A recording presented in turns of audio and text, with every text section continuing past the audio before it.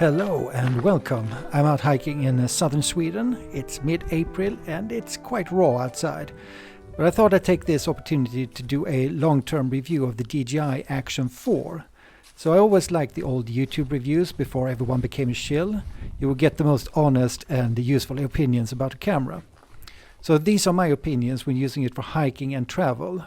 Mostly it's been really excellent, but over time a few issues has crystallized and why I think it's time to go to the next phase. I'm filming this mostly on my DJI Action 4, which I've had now for about a year and a half, and it served me really good. And I really liked it, even though it's got a few shortcomings here and there. So I thought I'm going to discuss this during the hike here, about how good the Action 4 has been and what I am about to do. So I have another camera on order, and it's going to come the 24th of April. So it's not completely going to replace the Action 4, but it's going to be used more than the Action 4.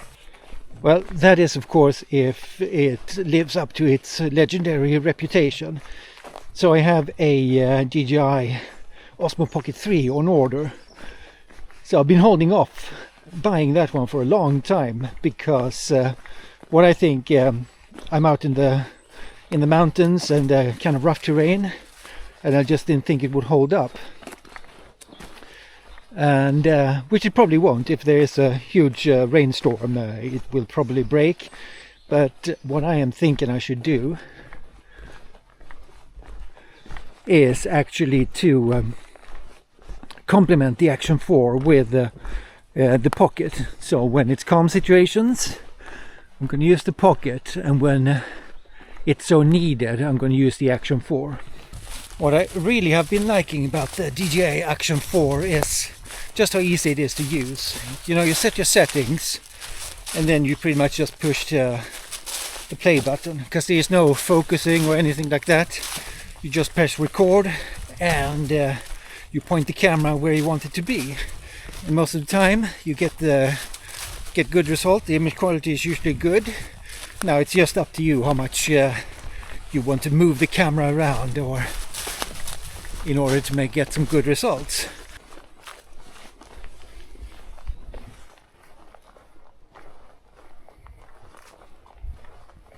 One of the bigger negatives with this camera, it's the minimum focus distance. So check this out. Try to go really close. At some point it's going to go out of focus. So it's a fixed focus distance of about 40 centimeters, which is just the sweet spot for a lot of things. Let's say you're filming food or anything that needs to be close up. It's pretty much always going to be blurry. You just get a little bit too close to that. You probably would have been better off if it was like 20 to 25 centimeters.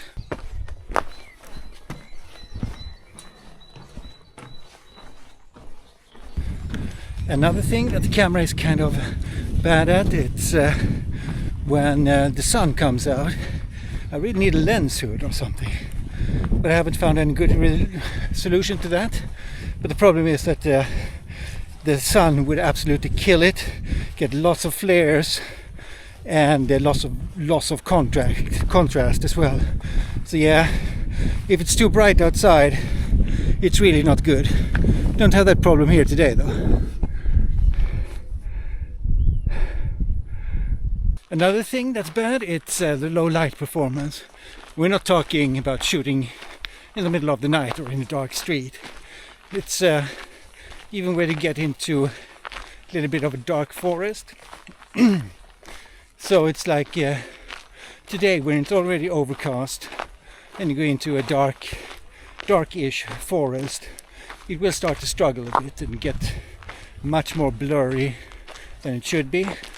So with those two things said, it's the picture quality is really good in between those two extremes, when it's too bright or when it gets a little bit murky.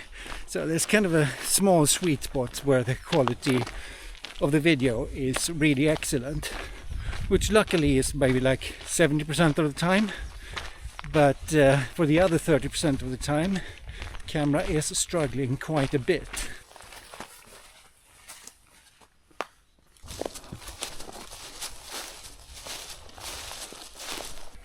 let's talk about stabilization. I think it's excellent. So it's an electronic stabilization. So that means that you have to have crystal clear images shot at a very high frame rate. So it can digitally stabilize it. And that works fine as long as it's a good image and it's not too dark and noisy, that kind of thing. But else, I think the basic RS, which is the first level of stabilization, works good in almost all situations. And then you have the RS Plus, which I never really use. I suppose it could be good if you're running or something. It's very heavy stabilization and quite a heavy crop. But the heaviest crop of them all is the horizon leveling feature. So that crops in quite a lot, and that allows you to have a 45-degree horizon tilt. Now the sensor is very, very small then, you're really cropped in. So that means if you have any low light situation, it's going to get very, very murky very fast. Even though that the horizon stabilization works mostly really good, there are some other caveats with it as well. It's that it has this startup, a kind of a warm-up time before it levels. So sometimes you have to turn on the camera maybe like 10 seconds before you can actually start filming what you're supposed to film, for it to find the level that it should be at, or else you're going to see the image slowly slide into position. It makes the footage kind of unusable. So you have to be careful when you use it. You have to check that everything is all right. So I mostly stick to the RS, which is the first level of stabilization, and I think it's very good and does what it's supposed to do.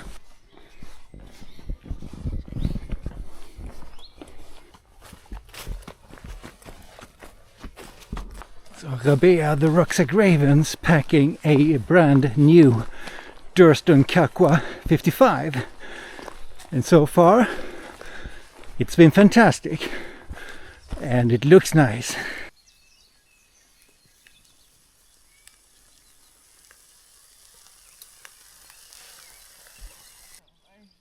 It's another day. I got my excellent cup of coffee and packing up the tents, getting ready to go.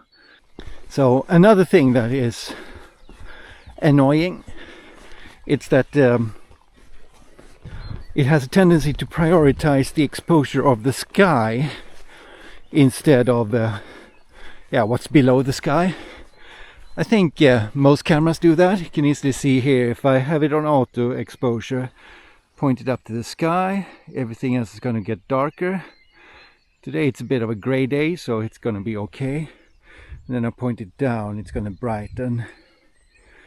So you kind of want something that, well, of course you want to preserve both, but I think you want priority on what's below the sky, because it's not always the most important thing that you get a correctly exposed sky. Every nature photographer knows the pain of the dew point. So that's the condition that creates fog inside your lens. It's like a little circle in front of the lens. Because camera has a removable cap, there is air trapped inside it, and during the right conditions the lens will fog up. So the only remedy is to remove the cap and film without it, but it's risky. So this happens often in the morning and when you're up in the mountains. And I had huge problems in Madeira. The foggy conditions of the Fanal forest really gave me a headache. Not at all DJI's fault, but the lens protector gets dirty and smudgy really fast. It's a true grimy magnet, I have to say. So always be sure to have a cloth with you so you can wipe it clear. The microphones are very good, but even a slight wind will cause them to crackle out. So the solution is to use a wind slayer or glue one of these mini dead cats on, or use a remote mic. So I've tried using a Holland Lark mic, but the contraption becomes very clumsy and big. So using DJI's mics with a Bluetooth connection is the preferred method, I think. But I actually prefer to use the wind slayer, so the whole concept of point and shoot becomes so efficient and there's no fuss at all. So only very strong wind will cause it to crackle. The mini dead cats are a bit so-so. It's a little bit more crackling than with the wind slayer, but the profile is even smaller with those.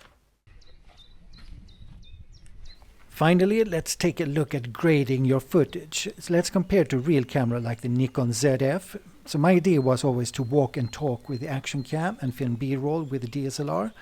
I film mostly in D-Log-M and I grade it with Film Convert Nitrate. So you can see here the image quality between the two cameras. It's a huge difference. But the stabilization and point and shoot ability of the action camera is just so necessary. It all depends on what kind of a filmmaker you are. If you have the time to set up a tripod, etc., then the DSLR is always going to win. But for me, I really like the mobility of an action camera. Let's summarize. Is an action camera for hiking a good choice? I say yes. I think it's the perfect starter camera. So the only reason I don't recommend using the phone, even though it might be lots better, is that if you lose it, you're in big trouble. Just imagine you got all your plane tickets, your payment method, bank details, everything is on there. If this falls into a ravine, you are in very big trouble. So that's not a very nice feeling at all. The action camera is made for getting banged up. So if you get a wind slayer, you are absolutely ready to go. The DJI Action 4 has worked flawlessly so far compared to a GoPro 7 that I had before.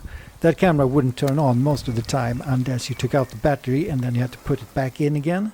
It was very, very frustrating.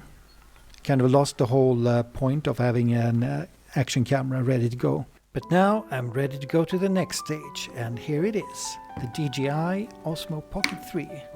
So far it's looking fantastic and I'm really looking forward to use it. Thanks for watching this post-mortem of the DJI Action 4 for hiking. If you're interested in hiking photography and other adventures, please hit the subscribe button. It means a lot to me. I'm getting very close to 1,000 subscribers, and when that happens, I will start doing a lot of other things that I'm very excited about. So hope you can join me for that, and until then, have a very nice time.